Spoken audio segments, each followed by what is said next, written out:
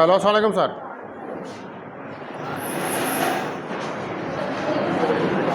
हाँ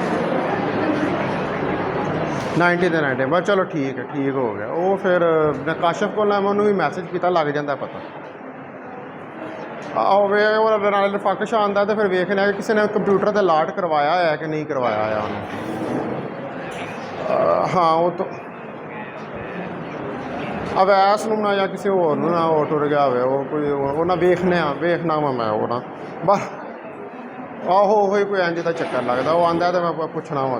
ठीक है सर, ठीक हो गया, ठीक है ओके ओके खुदा हाफिज़।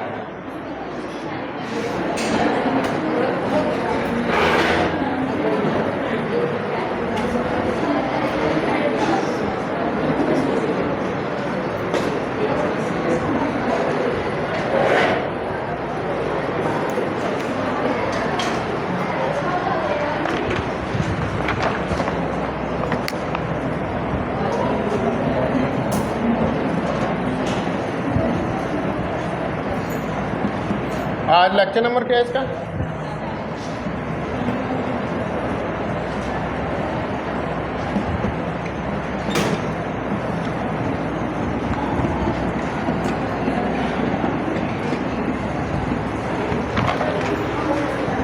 तो कल हमने जो है वो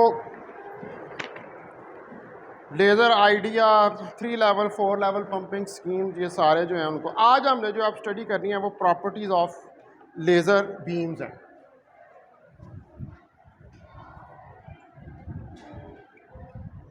प्रॉपर्टीज़ ऑफ लेज़र बीम्स कि लेज़र बीम जो है वो कौन कौन सी प्रॉपर्टीज़ जो हैं उनको पोजेस करती है। तो इसको हम करैक्टराइज करते हैं। जो नंबर 1 के ऊपर इसकी प्रॉपर्टी है, लेज़र मोस्ट इम्पॉर्टेंट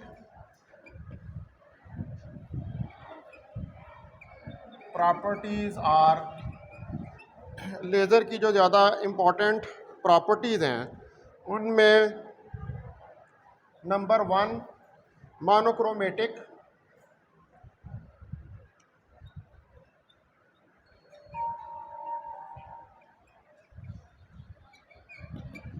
ठीक है। नंबर 2 के ऊपर जो है हमारे पास वो कोहेरेंस,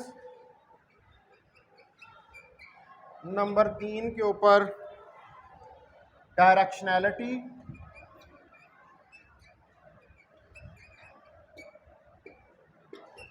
और नंबर 4 के ऊपर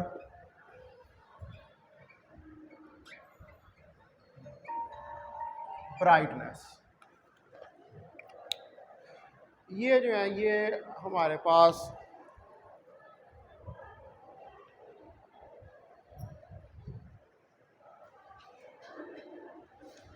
किसकी प्रॉपर्टीज़ हैं।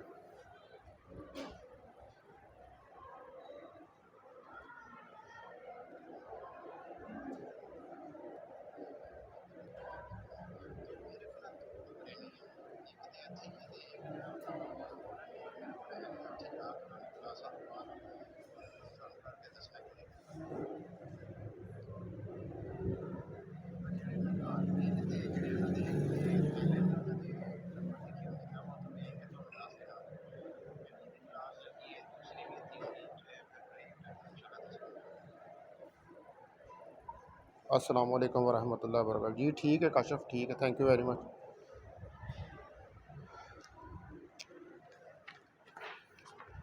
अच्छा, ये जो 4 मेन प्रॉपर्टीज़ हैं और इन प्रॉपर्टीज़ को जो है वो हमने स्टडी करना है। तो इसमें पहले नंबर के ऊपर जो हम प्रॉपर्टी जो है वो स्टडी करेंगे वो है मोनोक्रोमेटिक, या इसको हम कहते हैं मोनोक्रोमेटिसिटी।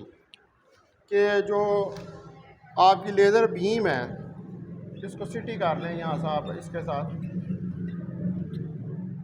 ये मोनोक्रोमेटिक होती है। मोनोक्रोमेटिक का लफ्ज़ आपने पहले भी सुना हुआ है कि ऐसी बीम कि जिसकी सिंगल फ्रिक्वेंसी और सिंगल वेवलेंथ हो, ठीक है, उसको आप मोनोक्रोमेटिक का नाम देते हैं। यानी कि जिसके अंदर वो जितनी भी बीम्स आ रही हैं वो सब की एक ही वेवलेंथ हो और एक ही फ्रिक्वेंसी हो, उसके अंदर कोई चेंज जो है वो ना हो रहा हो। तो इस प्रॉपर्टी को पहले हम देखते हैं कि ये जो प्रॉपर्टी है हमारे पास, इसमें इस प्रॉपर्टी के अंदर हमारे पास दो सर्कमस्टांसेस होते हैं कि अगर एक इलेक्ट्रोमैग्नेटिक वेव है जिसकी फ्रिक्वेंसी म्यू नॉट है तो उसको हम एम्पलीफाई कर सकते हैं, पहली बात।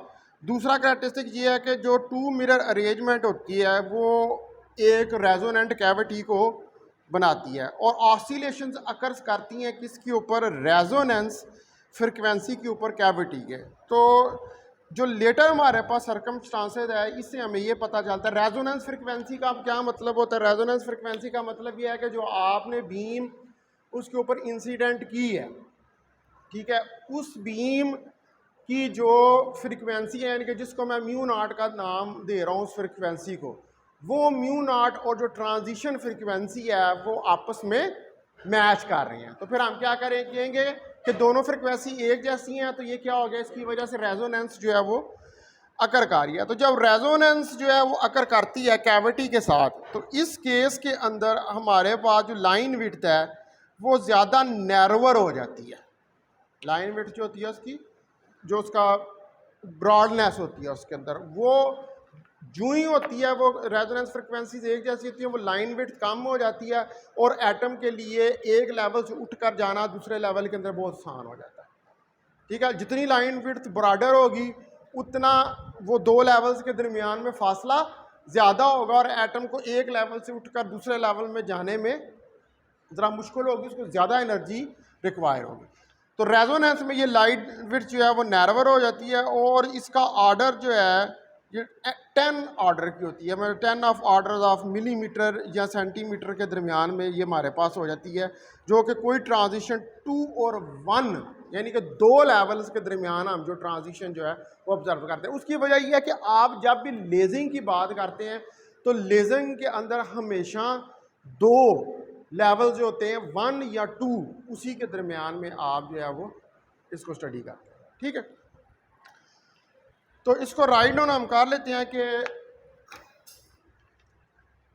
It has two main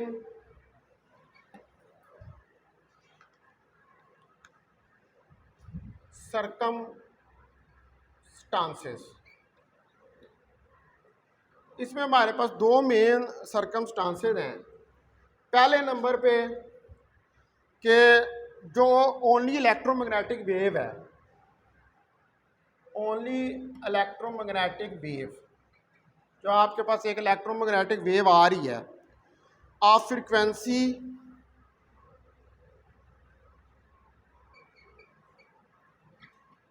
mu naught, जिसकी फ्रिक्वेंसी म्यू नॉट है, कैन बी एम्पलीफाइड, उसको आप एम्पलीफाई कर सकते हैं। ठीक है जी, पहला करैक्टर हो गया इसका। दूसरा करैक्टर जो है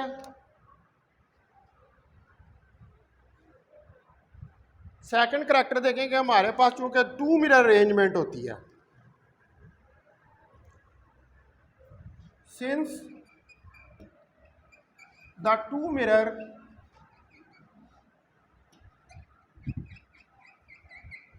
arrangement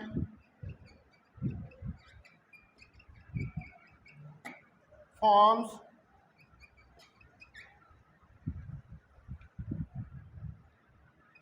resonant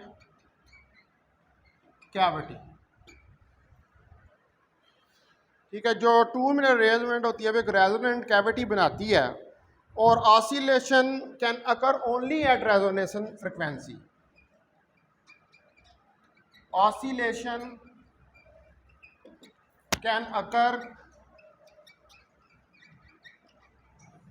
only at resonance frequency.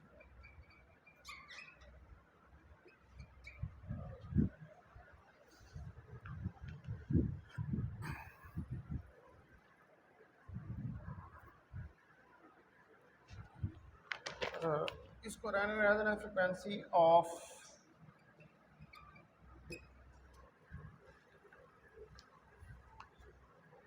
This cavity.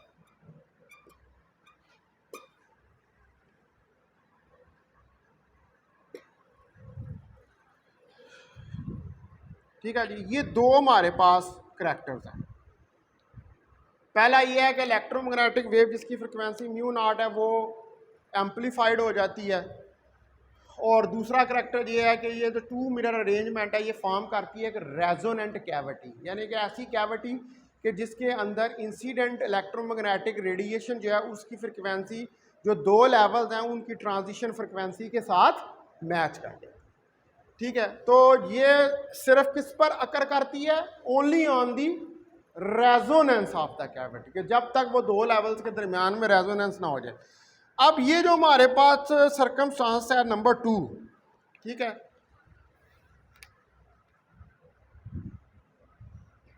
The circumstance 2। अब ये जो सर्कमस्टांस 2 है leads to the laser line width. इसकी वजह से जो लेजर की लाइन विड्थ है, ठीक है, वो लाइन विड्थ जो है वो क्या हो जाती है? बीइंग ऑफन मच नैरोवर,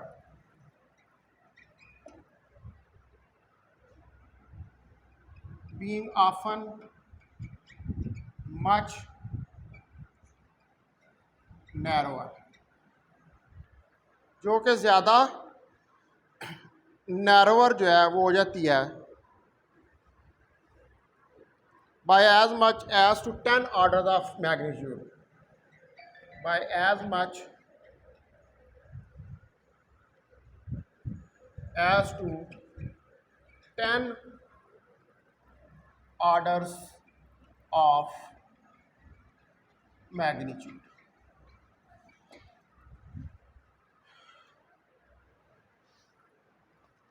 यानी कि 10 ऑर्डर के मैग्नीट्यूड तक। Then the usual line wavelength,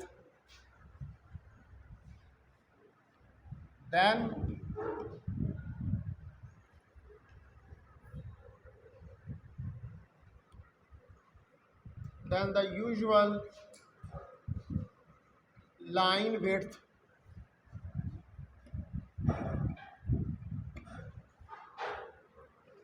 of transition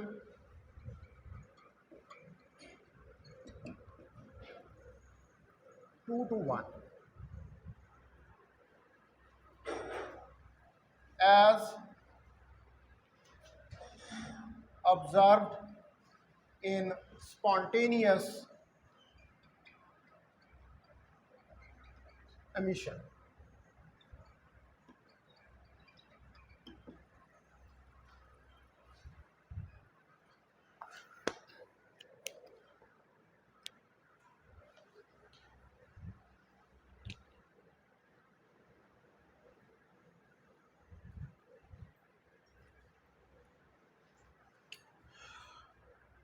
ठीक है जी, तो ये नहीं कि जो एक्चुअल ट्रांजिशन हो जाती होती है उससे ज़्यादा। अब एक्चुअल ट्रांजिशन तो स्पॉन्टेनियस मिशन में ही होती है। जो आप स्टिमुलेटेड मिशन करते हैं उसमें तो क्या वो तो ट्रिगर करते हैं आप फोटॉन को। स्पॉन्टेनियस मिशन के अंदर तो कहते हैं वो खुद ब खुद ही इलेक्ट्रॉन ऊपर से नीचे आ जाता है। यहाँ पर क्या आप कहते हैं फोटॉन को ट्रिगर करते हैं, इलेक्ट्रॉन के ऊपर जाके लगता है और इलेक्ट्रॉन को लगने के बाद फिर वो एक्साइट करता है, फिर वो ऊपर जाता है और फिर नीचे आता है। स्पॉन्टेनियस मिशन में तो ऐसा कोई नहीं, वो पहले अगर एक्साइटेड स्टेट में मौजूद है तो वो नीचे आ जाएगा। तो यहाँ पर अब ऑब्वियसली हम जो है वो लेज़र बीम की प्रॉपर्टीज़ की बात कर रहे हैं। तो जब लेज़र की बात कर रहे हैं तो लेज़र जो है वो कोई स्पॉन्टेनियस मिशन से तो पैदा होती नहीं है। लेज़र जो है वो हमेशा स्टिमुलेटेड मिशन जो है उससे पैदा होती है। ठीक है, तो इसलिए फिर इस केस में जब आप उसको फ्रीक्वेंसी देते हैं और वो रेजोनेंट हो जाती है कैविटी के साथ, तो उसके बाद क्या होता है, वो जो लाइन विड्थ है वो छोटी हो जाती है।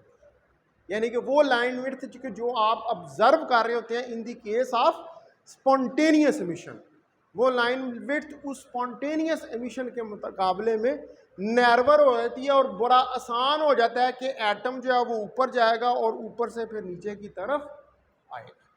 ठीक है, यानी कि एक्साइट होगा और डी एक्साइट होगा, यानी कि इलेक्ट्रॉन ऊपर लेवल में जाएगा और फिर नीचे आएगा, तो एटम एक्साइट और डी एक्साइट होगा। ठीक है जी, तो ये अब मोनोक्रोमेटिक का ये मतलब है। मोनोक्रोमेटिक यानी कि एक जैसी फ्रीक्वेंसीज।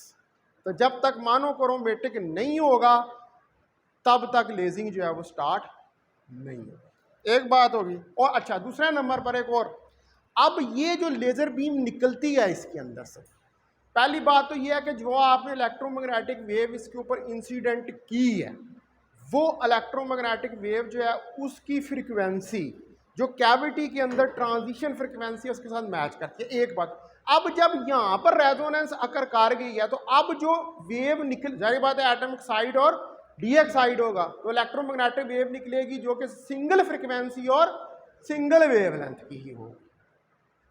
वो जो रेडिएशन निकल रही है वो क्या होगी, वो सिंगल फ्रीक्वेंसी और सिंगल वेवलेंथ की होगी, और उसमें एक फोटान पीछे से आ रहा है, एक और निकला है, तो वो एम्पलीफाई हो जाएगी, वो एक के साथ दूसरा फोटान भी आ जाएगा। एक फोटान आपने दिया और वो किस में कन्वर्ट हो गया, दो के अंदर कन्वर्ट हो गया आफ्टर लेजिंग स्टार्ट, तो इसका मतलब है कि जो लाइट है वो एम्पलीफाई होगी। ठीक है जी, एक बात हो, ये मोनोक्रोमिसिटी है। दूसरे नंबर पर आ जाती है कोहेरेंस।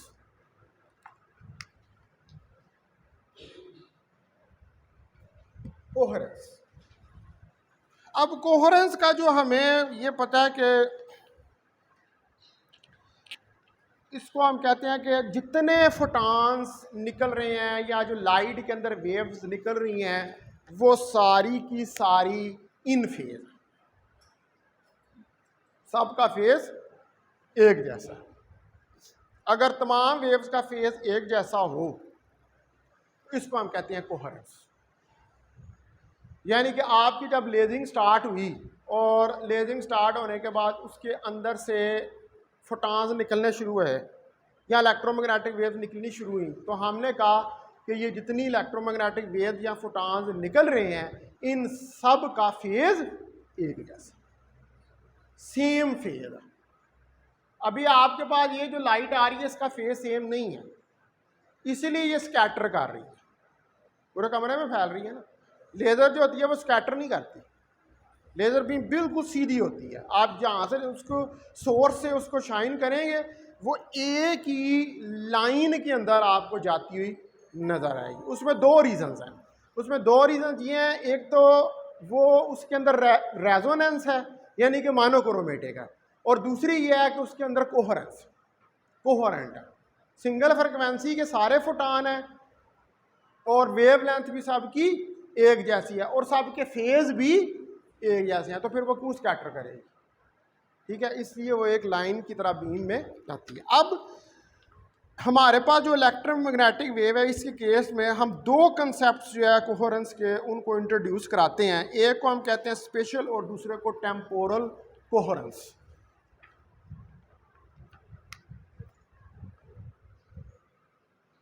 टू फर्स्ट ऑर्डर, अगर हम फर्स्ट ऑर्डर की बात करें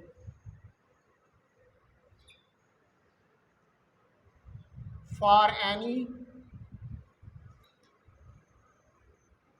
इलेक्ट्रोमैग्नेटिक वेव, किसी इलेक्ट्रोमैग्नेटिक वेव के लिए, तो आप दो कंसेप्ट जो हैं वो इंट्रोड्यूस करा सकते हैं कोहेरेंस के। One can introduce two concepts of coherence. हम कोहेरेंस के दो कंसेप्ट करवा सकते हैं जिनको हम कहते हैं namely, number one spatial coherence, number two temporal coherence.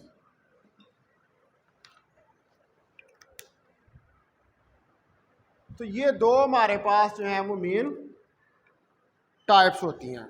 अब पहले नंबर पर हम जो है वो डिफाइन करते हैं स्पेशल कोहेरेंस को। ठीक है, नंबर 1 पे स्पेशल कोहेरेंस को डिस्कस करते हैं। तो स्पेशल कोहेरेंस को डिफाइन करने के लिए आप कंसिडर करें कि हमारे पास दो पॉइंट्स है P1 P2 किसी टाइम T0 पे, ये एक ही सेम वेव फ्रंट के ऊपर लाई कर रहे हैं ऑफ सम इलेक्ट्रोमैग्नेटिक वेव। अब जो E1 और E2 हैं ये कारस्पॉन्ड कर रहे हैं इलेक्ट्रिक फील्ड्स को इन पॉइंट्स के ऊपर। आपको पता है कि जब हम इलेक्ट्रोमैग्नेटिक वेव की बात करते हैं तो वो जब वो प्रोपोगेट कर रही होती है इलेक्ट्रोमैग्नेटिक वेव, ठीक है, when electromagnetic wave is propagating at that time we will take its electric field part. वो चूँकि इलेक्ट्रिक फील्ड उसकी डायरेक्शन को डिस्क्राइब कर रहा होता है, मैग्नेटिक फील्ड वाला पार्ट नहीं लेते। लेकिन जो एनर्जी होती है किसी इलेक्ट्रोमैग्नेटिक वेव की आपने कैलकुलेट की हुई है इलेक्ट्रोडायनामिक्स के अंदर, उस एनर्जी में लेकिन जो है वो इलेक्ट्रिक और मैग्नेटिक फील्ड की कंट्रीब्यूशन दोनों की आती है। लेकिन जिस वक्त आप प्रोपोगेशन की बात करते हैं या वेव ट्रैवल कर रही होती है तो इलेक्ट्रिक फील्ड चूँकि वेक्टर क्वांटिटी है होती मैग्नेटिक फील्ड, लेकिन magnetic lines of forces curved होती है, आप उस इलेक्ट्रोमैग्नेटिक वेव की डायरेक्शन को डिस्क्राइब नहीं कर सकते। तो चूंकि आप इलेक्ट्रोमैग्नेटिक वेव जो है उसकी डायरेक्शन को इलेक्ट्रिक फील्ड से डिस्क्राइब करते हैं, तो इसलिए जो हम एम्पलीट्यूड्स ले रहे होते हैं वो किसके ले रहे होते हैं, इलेक्ट्रिक फील्ड।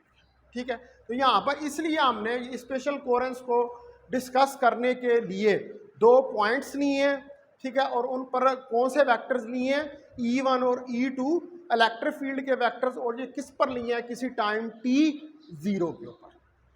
ठीक है, ये सिस्टम आपने लिया है इसको समझने के लिए।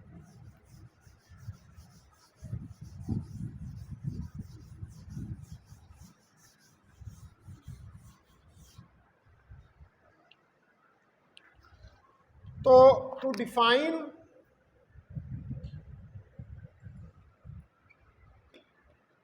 Special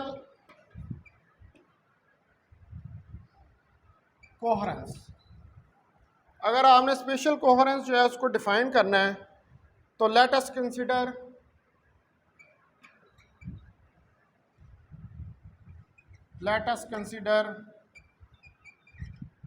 2 points. आप कंसीडर करें दो पॉइंट्स जो हैं P1 एंड P2, और P2 को that at time t is equal to 0 lie on the same wave front, जो कि एक ही वेव फ्रंट जो है उसके ऊपर लाई कर रहे हैं ऑफ गिवन इलेक्ट्रोमैग्नेटिक वेव।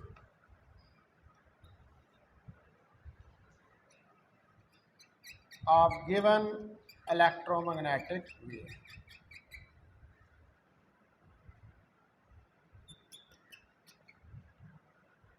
किसी गिवन इलेक्ट्रोमैग्नेटिक वेव के, और इनके जो एम्पलीट्यूड्स हैं, and let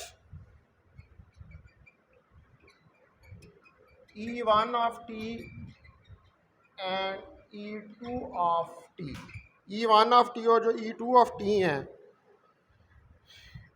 be the corresponding electric fields at these points at t is equal to 0।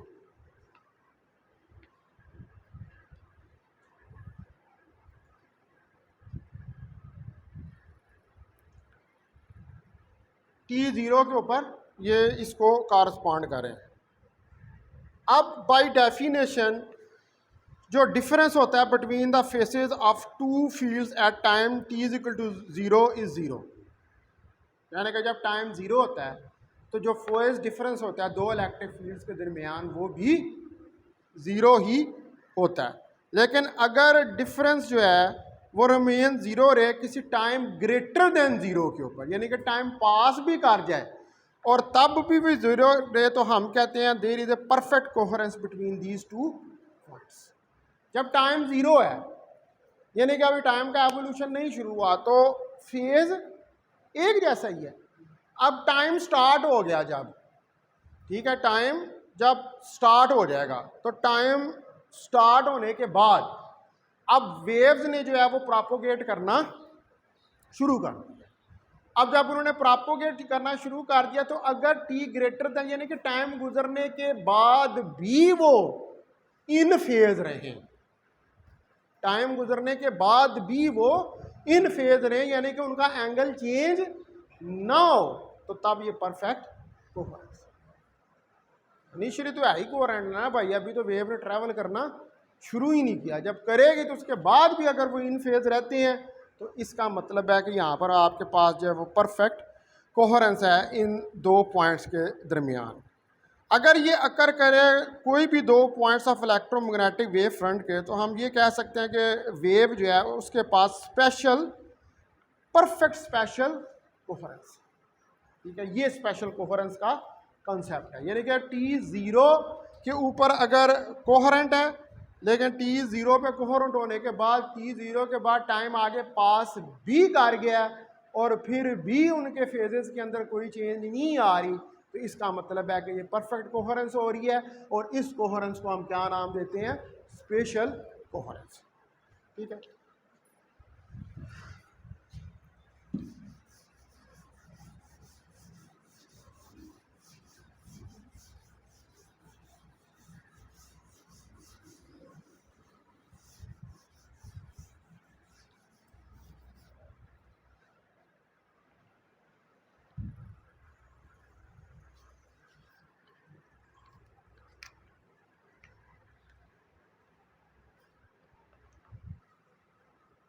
By definition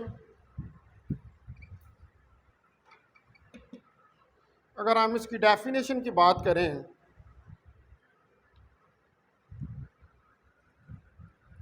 the difference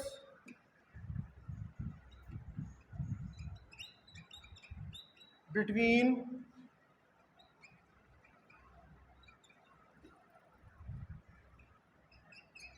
two phases,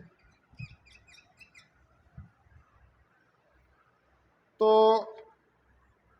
जो डिफरेंस है दो फेजेस के दरमियान में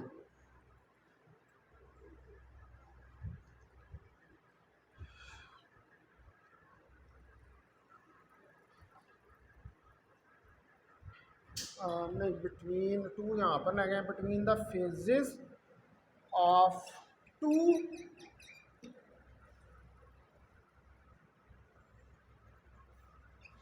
field at time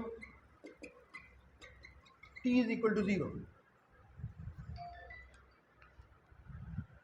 is zero.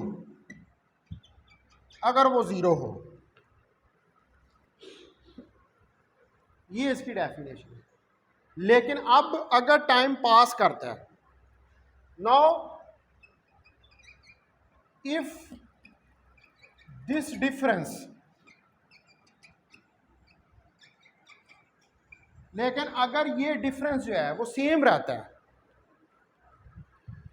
या ज़ीरो ही रहता है, remain zero at time t greater than zero, time t greater than zero पर भी वो ज़ीरो ही रहता है। वी विल से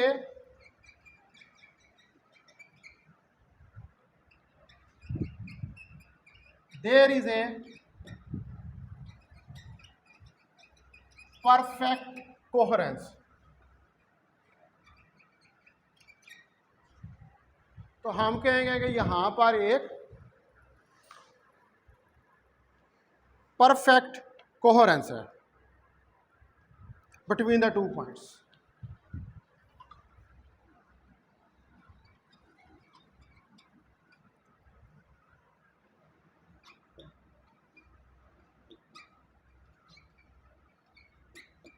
दो पॉइंट्स के दरमियान में perfect complete coherence.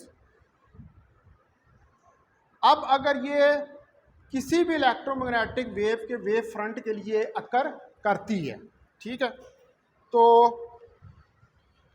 If this occur for any 2 points of electromagnetic wave front, किसी इलेक्ट्रोमैग्नेटिक वेव फ्रंट के लिए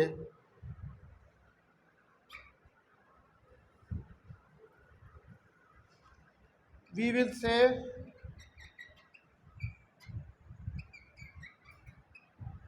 that the wave has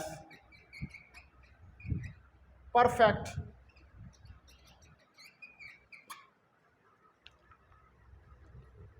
spatial coherence। तो हम कहेंगे कि वेव के पास जो है वो एक स्पेशल कोहेरेंस है, ठीक है।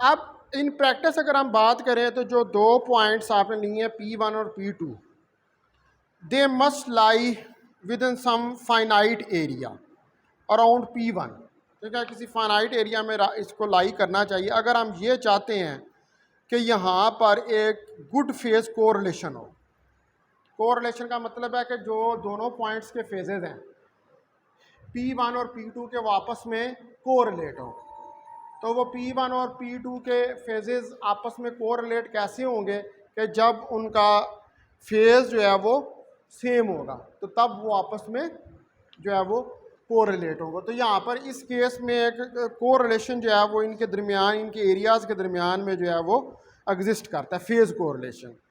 तो इसका मतलब है कि फिर हम ये कह सकते हैं कि वेव जो है उसके पास स्पेशल कोहेरेंस है किसी पॉइंट P के लिए, और यहाँ पर हम फिर कोई फेज कोहेरेंस एरिया जो है उसको भी डिफाइन कर सकते हैं कि इस एरिया के अंदर जो है वो फेज कोहेरेंस हो रही है, यानी कि स्पेशल कोहेरेंस जो है that is a type of phase coherence, ठीक है।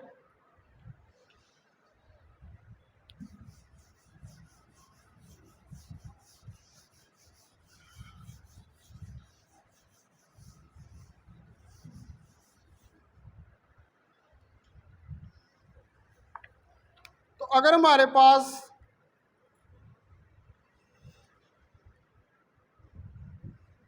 इन प्रैक्टिस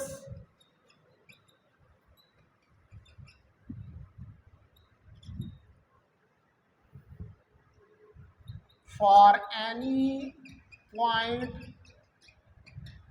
P1, किसी पॉइंट P1 के लिए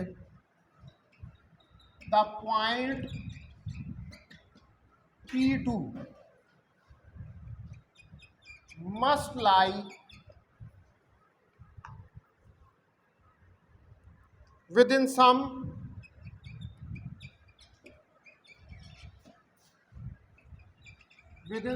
area around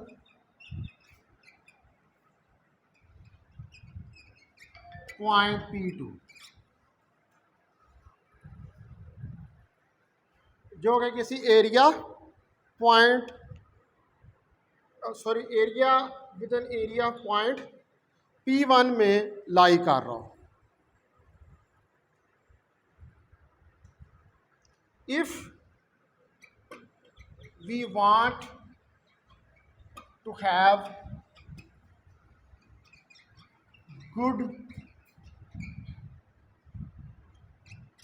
फेज कोरिलेशन,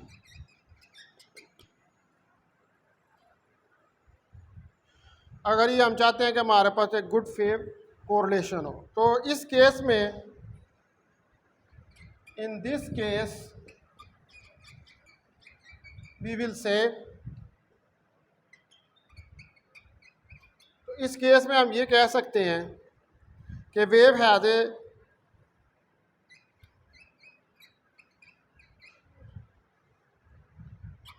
ए पार्शियल स्पेशल कोहेरेंस, कि यहाँ पर पार्शियल स्पेशल कोहेरेंस है, and for any point P, किसी पॉइंट P के लिए वी कैन इंट्रोड्यूस, आप फिर यहाँ पर इंट्रोड्यूस करवा सकते हैं अ सूटेबली डिफाइंड कोहेरेंस एरिया, अ सूटेबली डिफाइंड कोहेरेंस एरिया, एक कोहेरेंस एरिया जो है SC ऑफ P।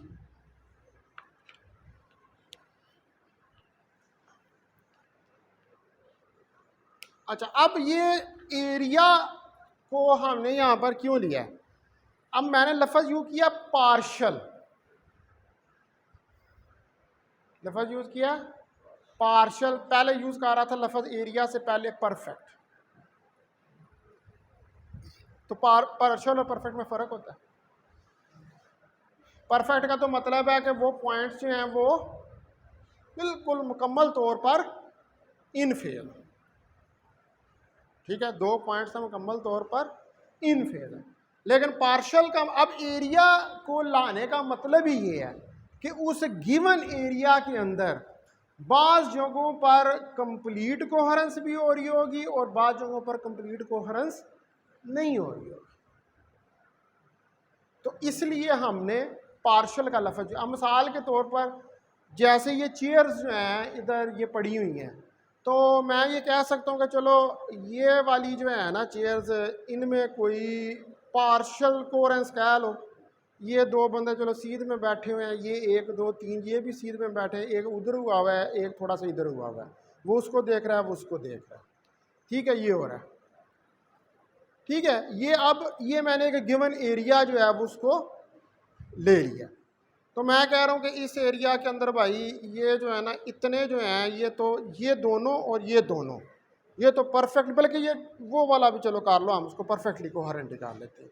लेकिन उससे पिछले जो है उनकी लाइन बिगड़ी है, तो इधर तो कोहेरेंस का नाम ही कोई नहीं है, इधर तो कोहेरेंस नाम की चीज़ ही नहीं कोई नहीं है, तो इसको तो मैं लेके ही नहीं आ सकता ना उसके अंदर कि मैं कोहेरेंस की बात करूँ। यहाँ तो 3 इधर 4 इधर 5 6 ओ पीछे 5 बाग के अंदर, ठीक है। तो इसको जो है वो मैं ये इसको तो कंसिडर ही नहीं कर सकता, ये तो है ही सारा रैंडम है, ठीक है। तो अब ये मैंने जो एरिया डिफाइन किया है, ये इसके अंदर मैंने कहा है कि ये 2 पॉइंट्स और ये 2 पॉइंट्स, ये इस गिवन एरिया के अंदर मुकम्मल तौर पर कोहेरेंट है, लेकिन इनसे पीछे जो 2 पॉइंट्स हैं वो मुकम्मल तौर पर कोहेरेंट नहीं है। तो इसका मतलब है कि इस एरिया के अंदर कोहेरेंस है लेकिन पार्शियल, कोहेरेंस है लेकिन पार्शियल है, मुकम्मल तौर पर कोहेरेंस। तो इसलिए मैंने एरिया को अब डिफाइन किया। आगे से वॉल्यूम को भी डिफाइन कर सकते हैं, वॉल्यूम को डिफाइन करना तो ये पूरा ले लो, तो वो पूरा लूँगा तो वो सारे गड़बड़ हो जाएगा फिर इधर, ठीक है। उसमें 2 4 पॉइंट्स के अलावा और, तो वो उसको मैं पार्शियल कोहेरेंस में नहीं कह सकता, उसको मैं यही कहूँगा कि ये रैंडम है, जितने पार्टिकल्स इसके अंदर हैं वो किसी का भी फेज जो है वो दूसरे से नहीं मिलता, ठीक है जी। तो इसको कहते हैं पार्शियल स्पेशल कोहेरेंस। अब नेक्स्ट जो दूसरा था इसके अंदर, वो दूसरा है जिसको हम कहते हैं टेम्पोरल कोहेरेंस। टेम्पोरल का लफ्ज़, स्पेशल का लफ्ज़ होता है स्पेस के साथ, इसलिए आपने पॉइंट्स की बात की है, स्पेस की बात की। पॉइंट्स कहाँ लेते हैं? स्पेस में। पोजीशन, स्पेशल है पोजीशन के साथ, टेम्पोरल टाइम के साथ, टी फॉर टेम्पोरल, टाइम के साथ टेम्पोरल का लफ्ज जो है वो आ रहा है।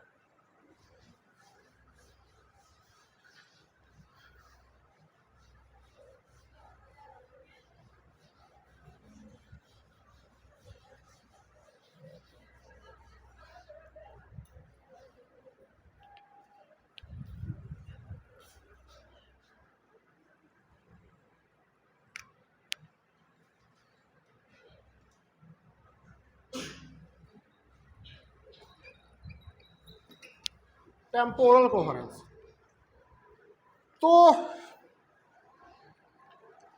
टेम्पोरल कोहेरेंस है, अगर इसको आपने डिफाइन करना है तो आप कंसिडर करें इलेक्ट्रिक फील्ड एक इलेक्ट्रोमैग्नेटिक वेव का किसी गिवन पॉइंट के ऊपर कोई टाइम टी और टी प्लस टा के ऊपर। अगर हमारे पास यहाँ पर कोई टाइम डिले, ये जो टी प्लस टी टाओ की मैं बात कर रहा हूँ, यानी कि ये एक टाइम लिया टी और एक लिया टी प्लस टाओ, ठीक है। अब ये टाओ जो है ये किसको ज़ाहिर कर रहा है, ये टाइम डिले को ज़ाहिर कर रहा है। तो इसका मतलब है कि इस गिवन टाइम डिले के लिए जो फेज डिफरेंस है दो फील्ड्स के दरमियान वो सेम रहता है किसी टाइम टी पे।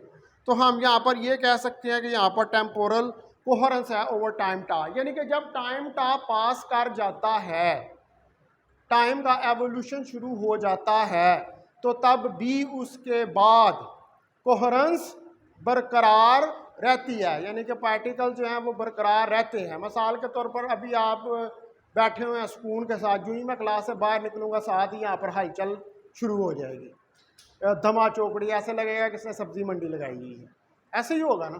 तो वो टाइम के एवोल्यूशन के साथ, यानी कि अभी ये जो टाइम पास कर रहा है इसके अंदर हम ये सपोज कर रहे हैं कि यू आर कोहेरेंट, लेकिन जो ही मैं क्लास से बाहर निकलूंगा नेक्स्ट टीचर के आने तक यहाँ पर कोहेरेंस जो है वो बिल्कुल डिस्ट्रॉय हो जाएगी, वो ख़त्म हो जाएगी, ठीक है। तो ये टाइम डिले है, यानी कि वो टाइम का डिले जो था, उस टाइम के डिले में भी कोहेरेंस जो है वो बरकरार रही। तो अगर टाइम के गुजर जाने के बाद भी दो पॉइंट्स के दरमियान में जो इलेक्ट्रोमैग्नेटिक वेव्स के हैं किसी गिवन पॉइंट के ऊपर वो बरकरार रहे कोहेरेंस, तो उसको हम क्या कहते हैं, टेम्पोरल कोहेरेंस, ठीक है। तो to define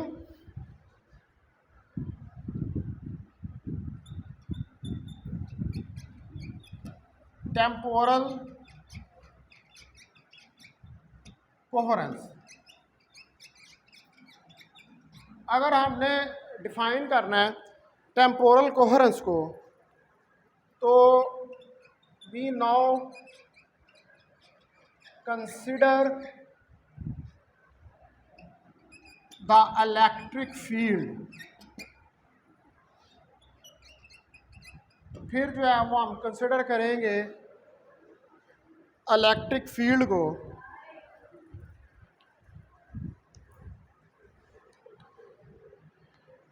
of electromagnetic wave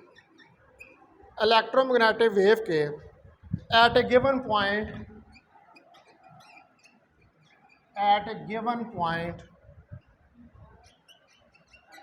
P, किसी गिवन पॉइंट P के ऊपर एट टाइम्स T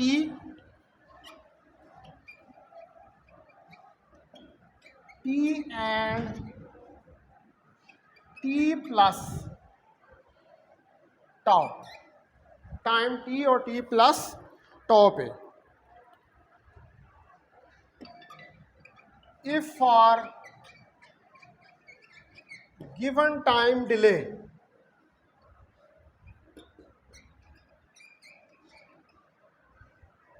अब जो आपको गिवन टाइम डिले है टा,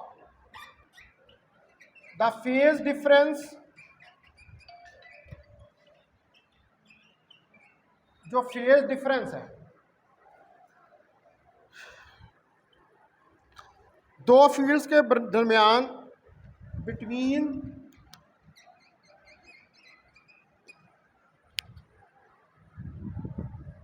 द टू फील्ड्स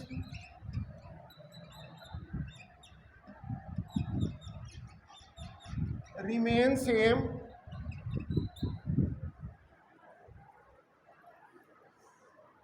दो फील्ड्स के दरमियान में सेम रहे for any time T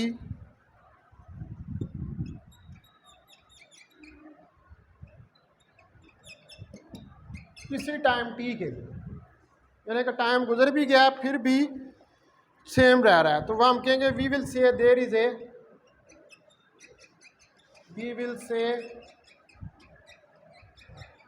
A temporal coherence. हम कहेंगे कि यहाँ पर टेम्पोरल कोहेरेंस है over time tau, over time tau, किसी टाइम टाउ के लिए।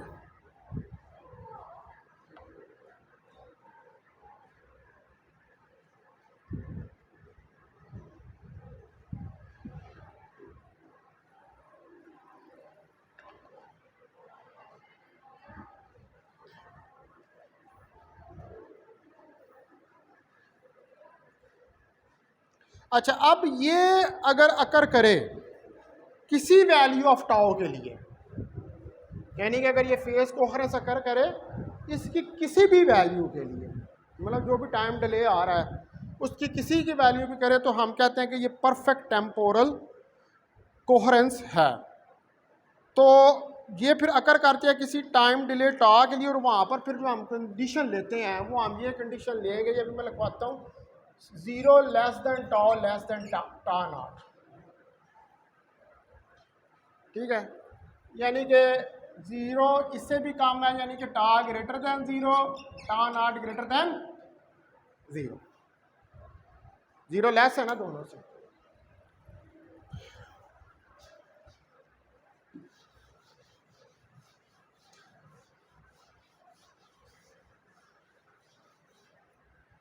तो लिहाजा हम ये कह सकते हैं कि फिर इस केस में कि अगर if this occur for any value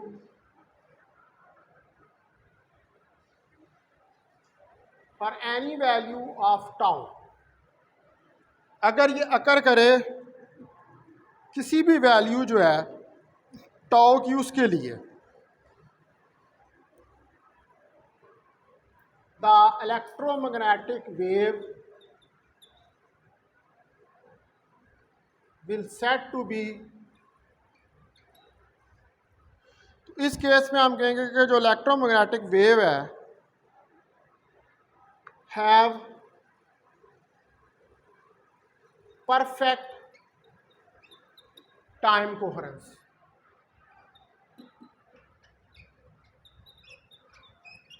इसके पास परफेक्ट टाइम कोहेरेंस है। अगर ये अकर करे किसी टाइम डिले टा के लिए,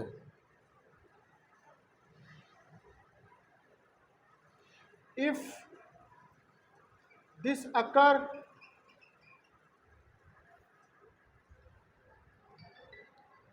for a time delay tau, अगर ये किसी टाइम डिले टाउ के लिए अकर करे such that 0 is less than tau less than tau naught, बताता हूं ठहर जो। तो हम कहेंगे कि the wave will be said to have partial temporal coherence. इस केस में we say that wave has partial temporal coherence. तो इस केस में हमारे पास जो है पार्शियल टेम्पोरल कोहेरेंस है with coherence time equal to tau not,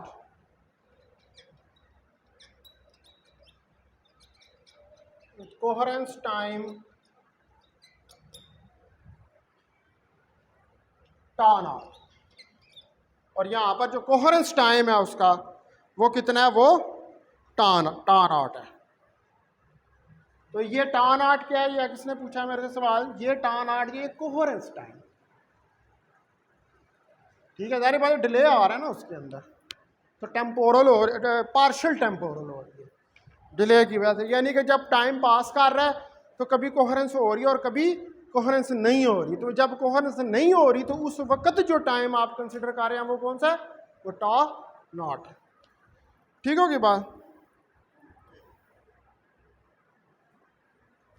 अच्छा, अब ये जो आपके पास tau नॉट है, इसको अगर हम इस कोहेरेंस को देखना चाहें तो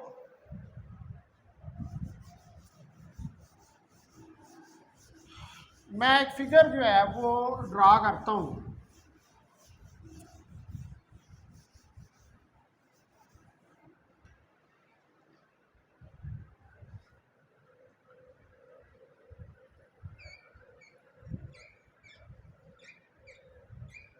ये कोई साइनोसाइडल टाइप वेव है, ठीक है, और इसका कोई ये कह लें कि ये सेंटर है। तो यहाँ से यहाँ तक ये टाइम जो है इस सेंटर से लेकर इधर तक ये tau नॉट है, और इधर से कोई सेंटर लेकर इधर तक ये टाउ है। ये क्या है, ये एक इलेक्ट्रोमैग्नेटिक वेव है with coherence time approximately equal to tau not. इसको क्या लें, figure 1, example of electromagnetic wave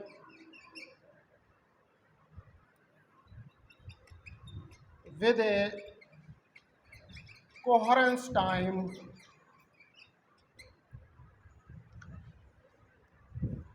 of approximately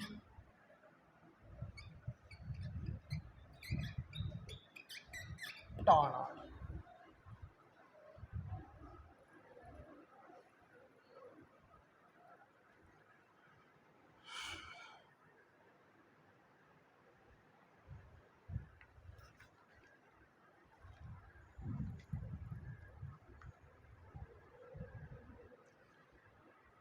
अब ये जो फिगर 1 है, द फिगर 1, ये फिगर 1 जो है ये शो कर रही है साइनोसाइडल इलेक्ट्रिक फील्ड को, शो दे साइनोसाइडल इलेक्ट्रिक फील्ड। ये एक साइनोसाइडल इलेक्ट्रिक फील्ड जो है उसको शो कर रही है, undergoing a random phase jumps, undergoing a random phase jumps. इसमें फेज के जंप्स आ रहे हैं random at time interval equal to tau not.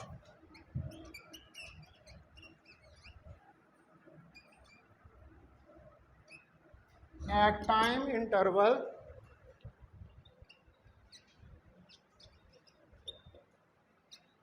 Equal to tau not, जिसमें टाइम इंटरवल जो है वो हमारे पास किसकी इक्वल है, tau नॉट के लिए।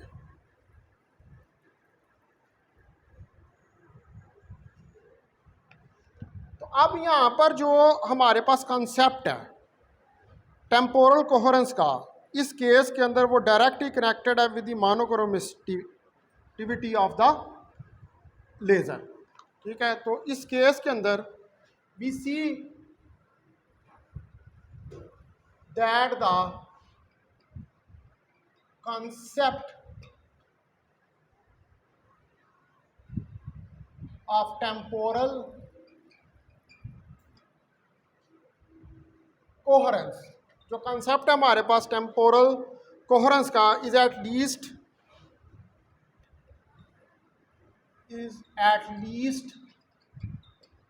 इन दिस केस, ये जो साइनोसाइडल वेव का आप केस ले रहे हैं, in this case directly connected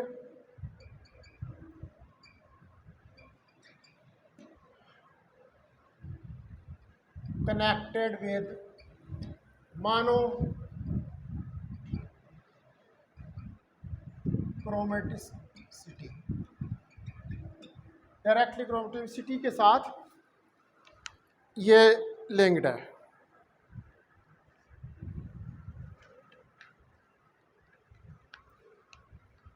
अच्छा, अब जो आपके पास यहाँ पर बैंड विड्थ है किसी स्टेशनरी इलेक्ट्रोमैग्नेटिक वेव के लिए जिसका टाइम टॉन नॉट हो, इसकी band width delta mu over tau not के बराबर होती है।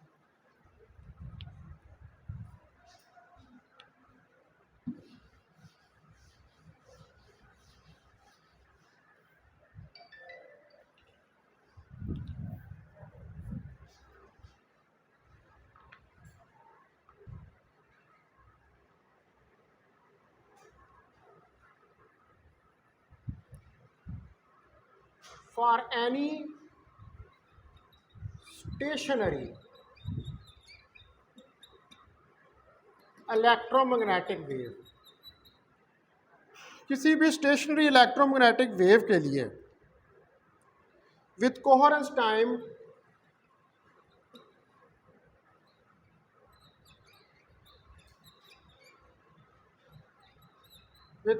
टाइम टॉन नॉट, जिसका कोहेरेंस टाइम जो है वो टॉन नॉट हो,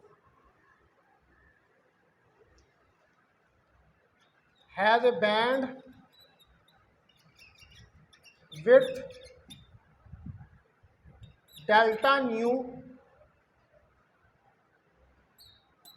is equal to 1 over tau not, वो डेल्टा न्यू और 1 ओवर टॉन नॉट के बराबर होता है।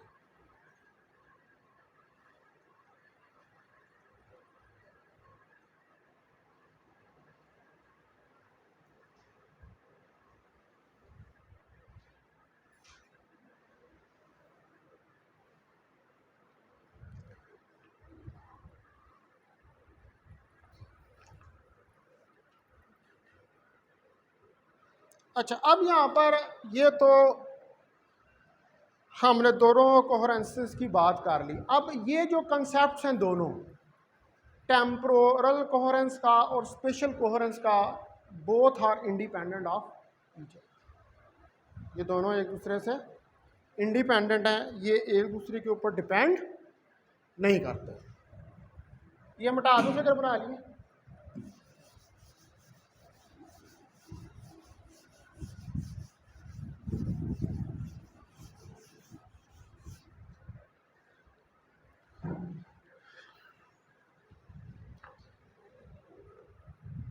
तो both the concepts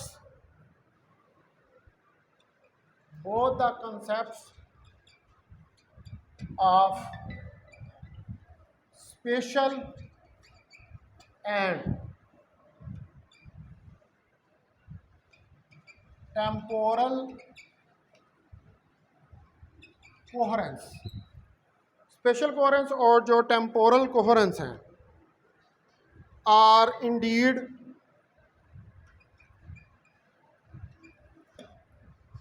इंडिपेंडेंट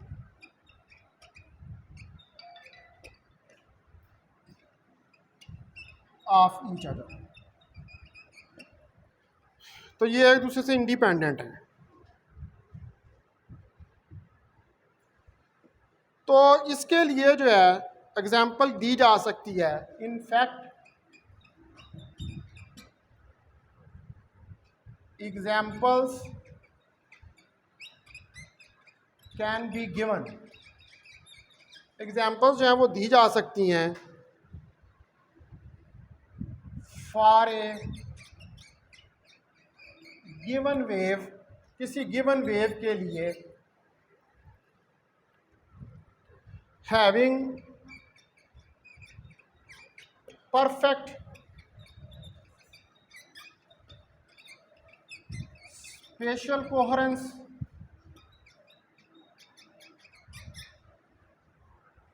जहाँ पे उसके पास स्पेशल परफेक्ट कोहेरेंस हो, बट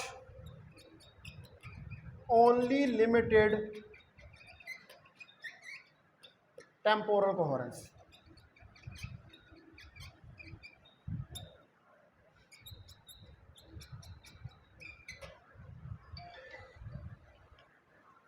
ठीक है, इस तरह की एग्जांपल दी जा सकती हैं कि जहाँ पर आप इनकी इंडिपेंडेंसनेस को शो कर सकते हैं। अभी जो मैंने पीछे जो अभी फिगर बनाई थी, फिगर 1, अगर आप उसी को देखें, उस फिगर 1 को,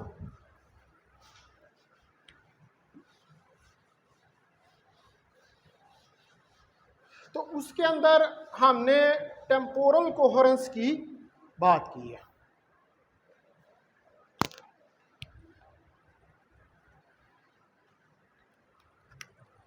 इफ फॉर इंस्टेंस, अगर हम एक इंस्टेंस के लिए देखें, the wave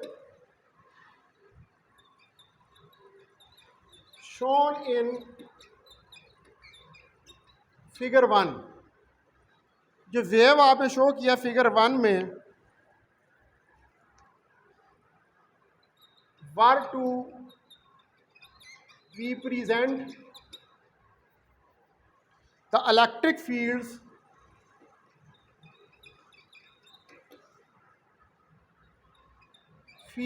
at point P1 and point P2 connected earlier.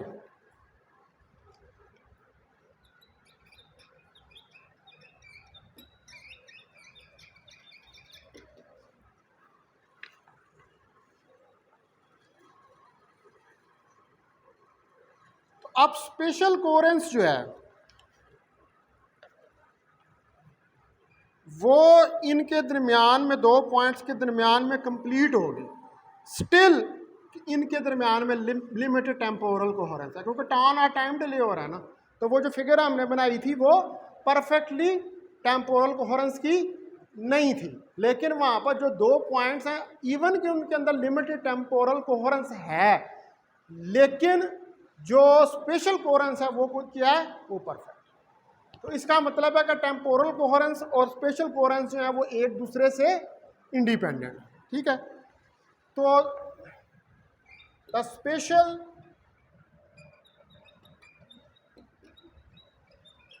Coherence between these two points, special coherence जो है इन दो पॉइंट्स के दरमियान में वुड बी कंप्लीट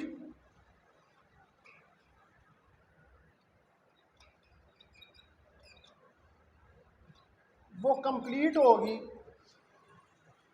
ठीक है जी, कब तक? स्टिल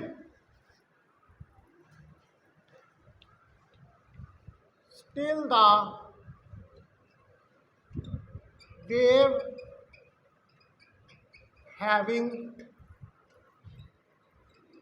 temporal coherence,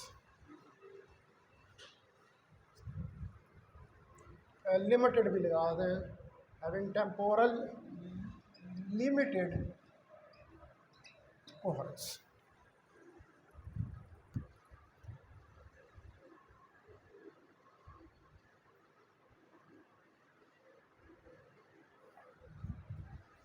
ठीक है जी, तो ये अब मैंने जो है ये आपको जो कोहेरेंस थी, जो वेरी इंपॉर्टेंट टॉपिक जो है इसका, वो बता दिया। ठीक है, अभी मैंने आज एक डिस्कस किया है मोनोक्रोटोमिसिटी को, पहले 2 प्रॉपर्टीज डिस्कस की हैं, और एक मैंने डिस्कस की है यहाँ पर कोहेरेंस वाली है। ठीक है, अभी 2 जो है ब्राइटनेस और डेक्सट्रेंसिटी वो वाली रहती हैं।